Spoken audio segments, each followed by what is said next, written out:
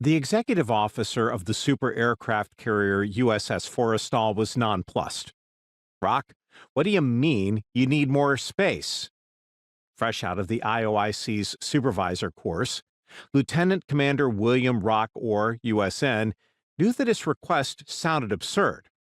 At approximately 45 by 70 feet, 3,185 square feet, 296 meters squared, the space allotted to the new Intel Center was already almost 2.5 times that of the previous Air Intelligence Office. But Rock was overseeing installation, and he wanted more space. He'd figured out that converting the adjoining officer stateroom would enable him to expand the IOIC's mission planning bay, meaning the new Intel Center could then accommodate a map reproduction system. Rock may have been new to his post, but he knew what he was doing. His experience as a Squadron Air Intelligence Officer, 1350, and shared wisdom from other IOIC supervisors who had served in the center, supporting combat missions into North Vietnam, spurred his unorthodox request.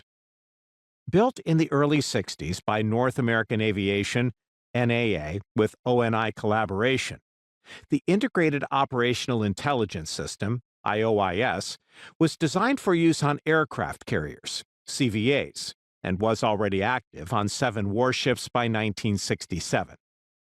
IOIS was first installed in Saratoga in 1962. Rock Orr was overseeing the 8th installation on his ship Forrestal. The IOIS had 2 components: the RA-5C Vigilante reconnaissance aircraft and the Integrated Operational Intelligence Center, IOIC. The entire system, both plane and IOIC, was owned by the aviation community, OPNAV OP05, through the Bureau of Naval Weapons. Vigilante's airborne sensors were an essential component. They had been developing since the late 1950s, but for other platforms, not the Vigilante. The A3J Vigilante, later redesignated the A5, was the Navy's long-range bomber. Yet no long-range bombing missions remained. To save the Vigilante, the Navy pivoted the program toward airborne reconnaissance. Growing conventional warfare planning requirements reminded the Navy that it needed timely reconnaissance.